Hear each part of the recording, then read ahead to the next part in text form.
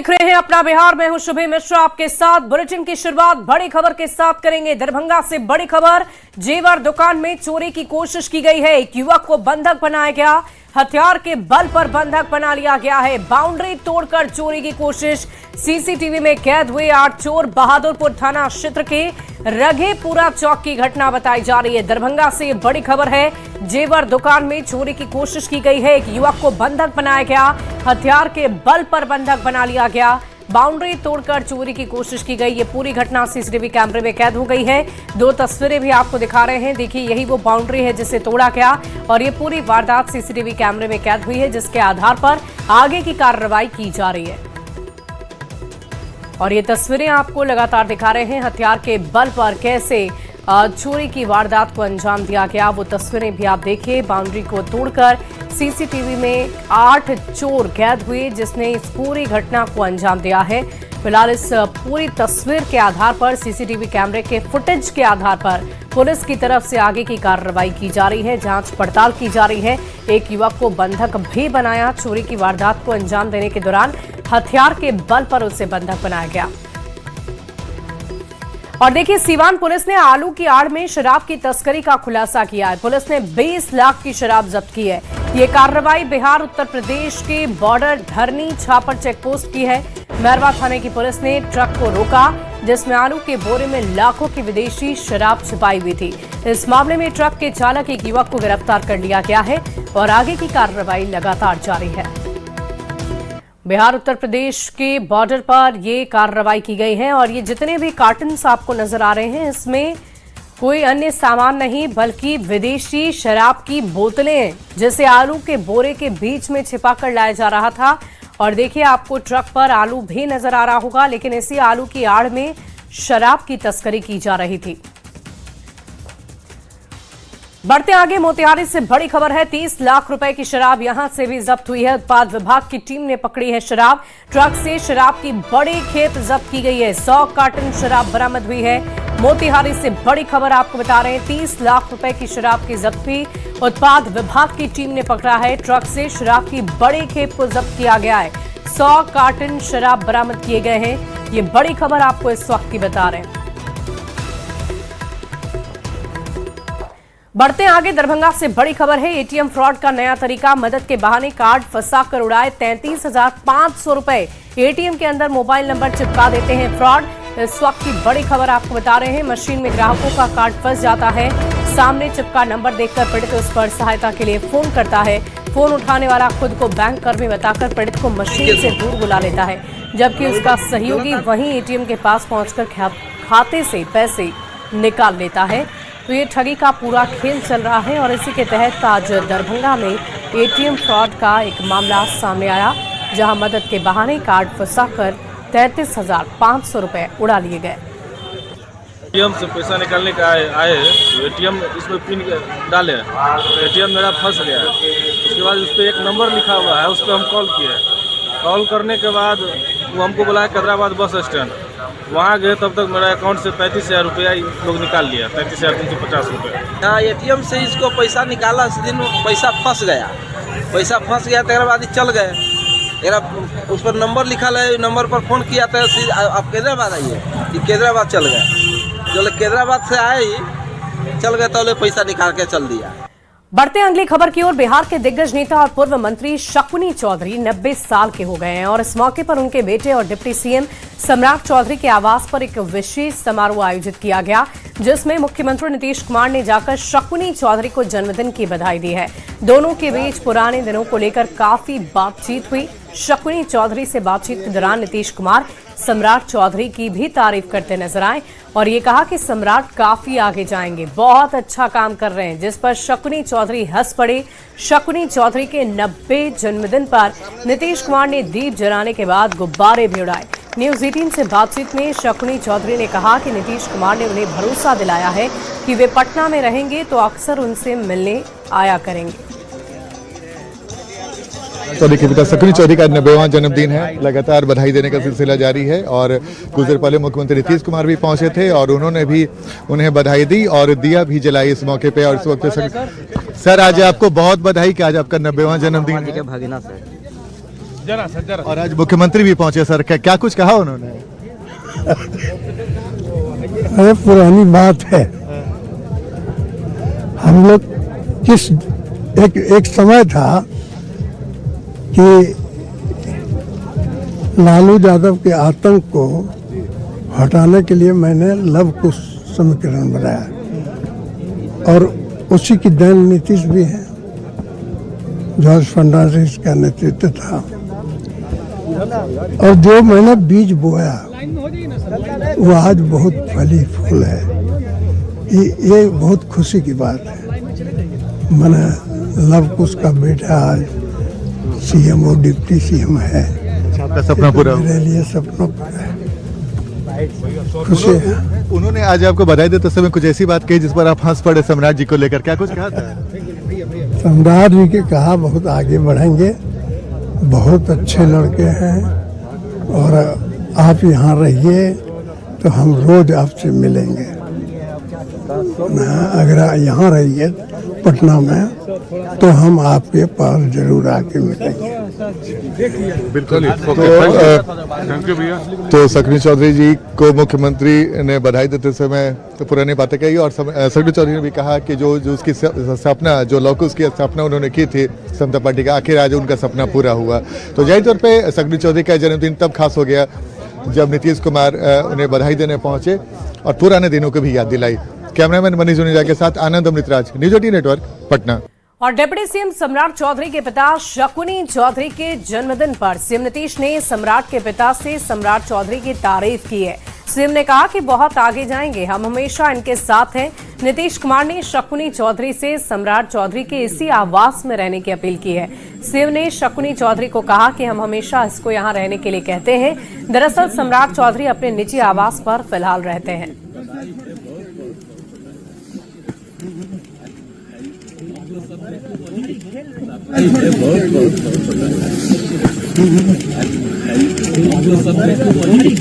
पता चला ये तो बड़ा अच्छा।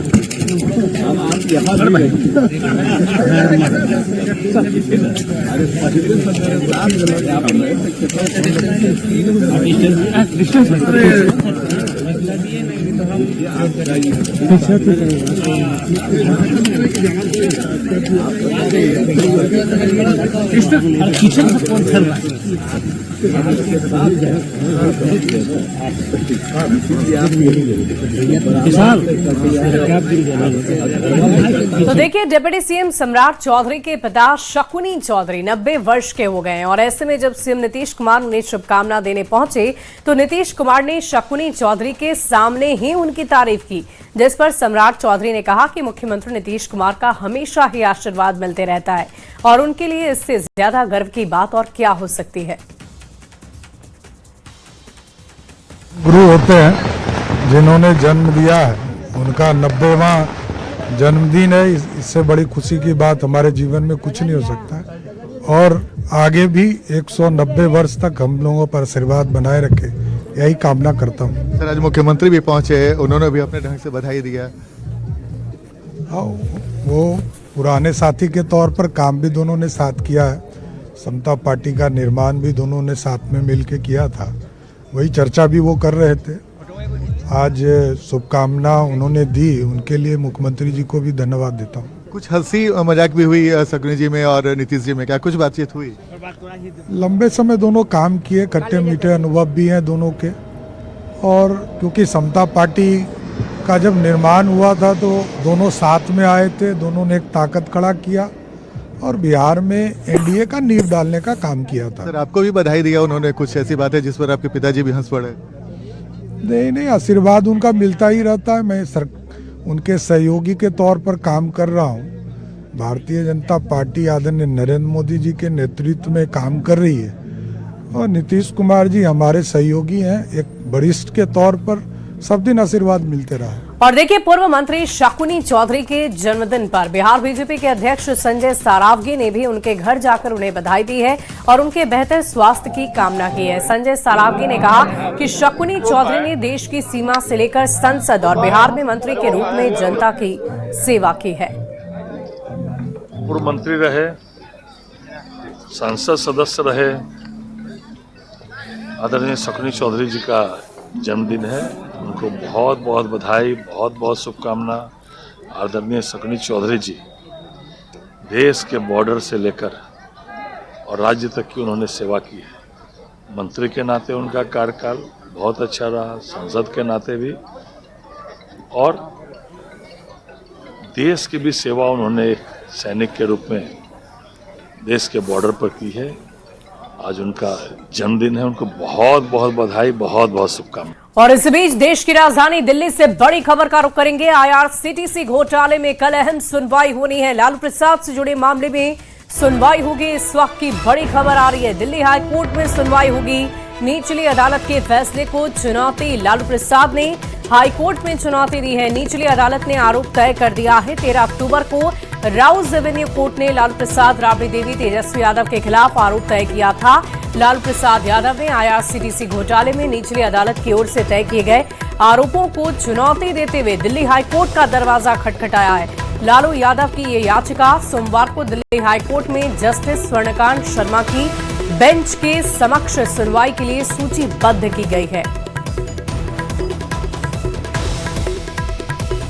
वहीं IRCTC घोटाले में पूर्व रेल मंत्री लालू प्रसाद पर आरोप तय किए जाने के लालू प्रसाद ने दिल्ली हाई कोर्ट में चुनौती दी है, जिस पर अब सोमवार को सुनवाई होगी।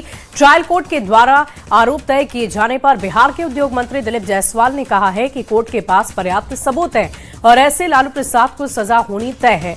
जो कोर्ट का फैसला होगा उससे लालू प्रसाद और बाकी सभी लोगों को मानना ही होगा।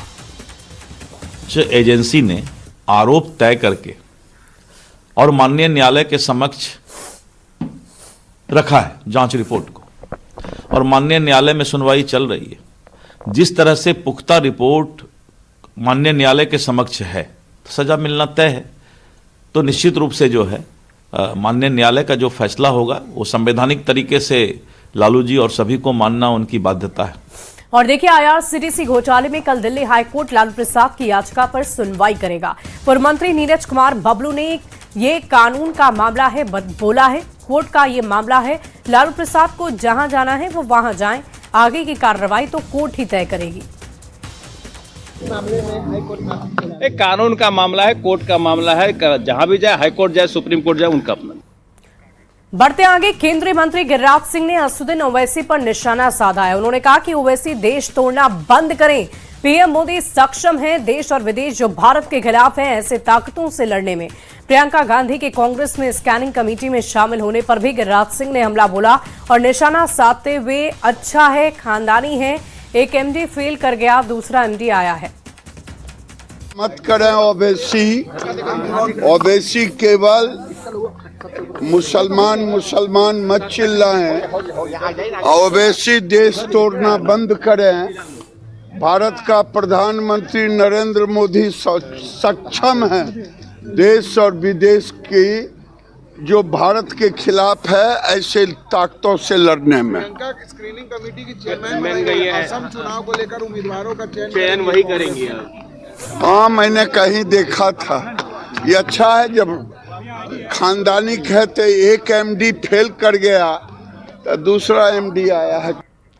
और देखिए, बिहार के गृह मंत्री सम्राट चौधरी बिहार पुलिस को एक परिवार की तरह देखते हैं। बिहार पुलिस के अधिकारी या किसी भी कर्मचारी को इलाज में कोई दिक्कत ना हो, इसके लिए उन्होंने साफ तौर पर अधिकारियों को निर्देश दिया था कि अस्पताल में तमाम सुविधाएं उपलब्ध हो। लेकिन ऐसा लगता है कि बिहार पुलिस के लिए एकमात्र अस्पताल के डॉक्टर को गृह मंत्री की बात समझ नहीं आ रही है। जब हमारे संवाददाता बिहार पुलिस के लिए बने अस्पताल पहुंचे तो ना वहां डॉक्टर मौजूद मिले और ना ही अस्पताल की हालत ऐसी थी कि वहां अगर इमरजेंसी में कोई पहुंच भी जाए तो उसका इलाज असंभव है।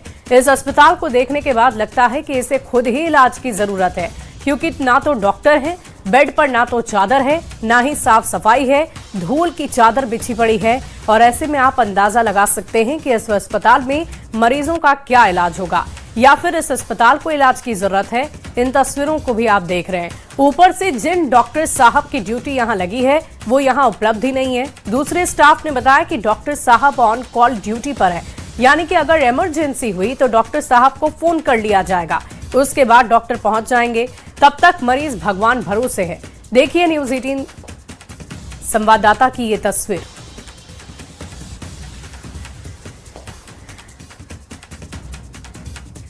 और देखिए, जमुई दौरे पर आए बिहार सरकार के खेल एवं आईटी मंत्री श्रेयसी सिंह ने बीजेपी नेता गिरधारी लाल साहू के बयान पर अपनी प्रतिक्रिया दी है। उन्होंने नेता के बयान को दुर्भाग्यपूर्ण बताते हुए कड़ा ऐतराज जताया है। उन्होंने इस तरह का बयान महिलाओं का अपमान बताया, इसे माफी योग्य नहीं माना जा सकता। उन्होंने कहा कि भले ही गिरधारी लाल साहू ने सोशल मीडिया पर माफी मांगी हो, लेकिन वो उन्हें माफ नहीं करेंगी। कि एक बिहारी महिला को इस तरह की बातें सुननी पड़ी, एक जनप्रतिनिधि द्वारा की गई इस तरह के वाक्य निश्चित रूप से कहीं ना कहीं दिखाती है कि उन्होंने अपने शब्दों का चयन सही तरीके से नहीं किया। आज उन्होंने सोशल मीडिया के माध्यम से कहा है, माफ़ी भी मांगी है कि वो एक कहानी बता रहे थे जिसमें उस तरह की बातें हुई। एक जनप्रतिनिधि होने के नाते मुझे लगता है कि शब्दों का चयन सबसे ज़्यादा ज़रूरी होता है और आगे इसकी गंभीरता वो बनाए रखें।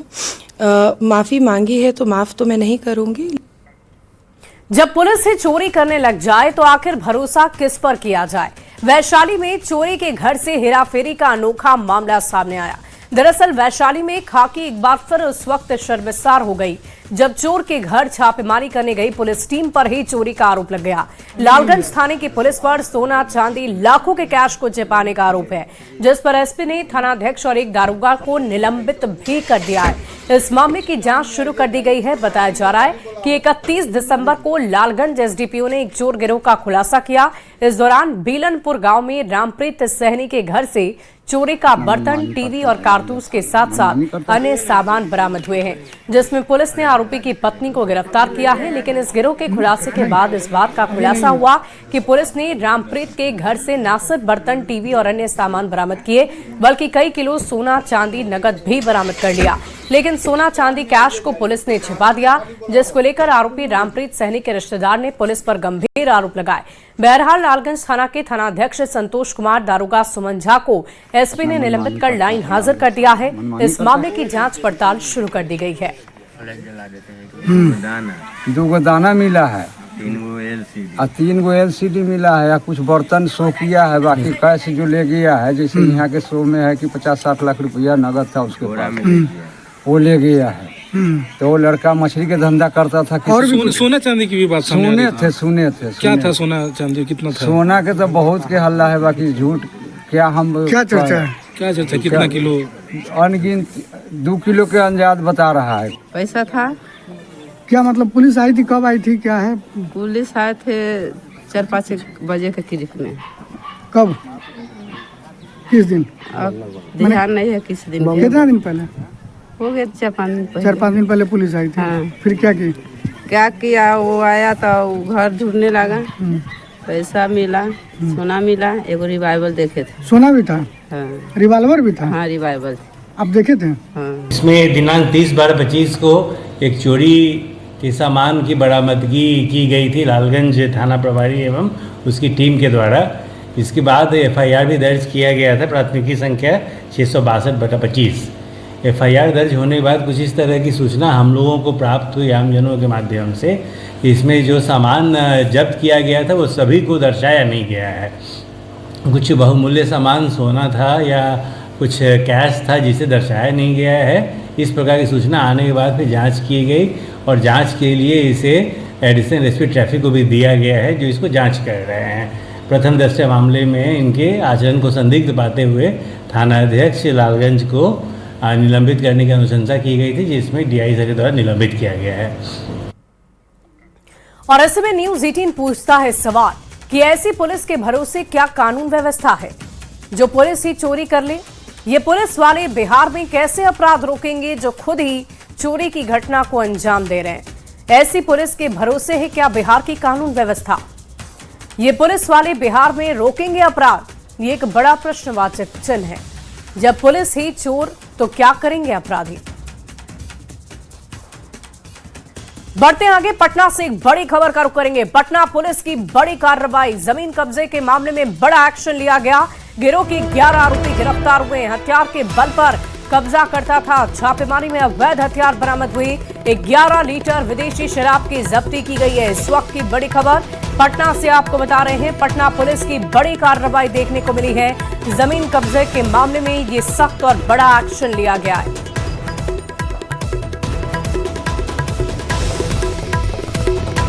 गोपालगंज से एक और बड़ी खबर आ रही है। चोरी कांड का बड़ा खुलासा हुआ है। पुलिस ने 6 चोरों को पकड़ा है। चोरी का लैपटॉप, मोबाइल फोन बरामद हुआ है। सिधवलिया पुलिस ने कार्रवाई की है। 2 दिन पहले एक मकान में चोरी हुई थी और ये बड़ा खुलासा हुआ है। गोपालगंज से बड़ी खबर।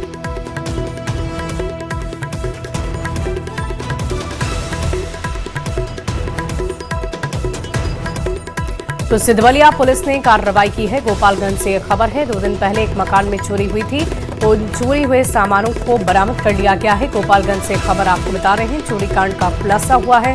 गोपालगंज से ये बड़ी खबर आपको बता रहे हैं। पुलिस ने 6 चोरों को पकड़ लिया है और आगे की कार्रवाई लगातार जारी है। देखिए, सिवान में सड़क सुरक्षा को लेकर कई तरह के कार्यक्रम चलाए जा रहे हैं। सड़क सुरक्षा के तहत लोगों को जागरूक किया जा रहा है ताकि सड़क हादसे में कमी आए।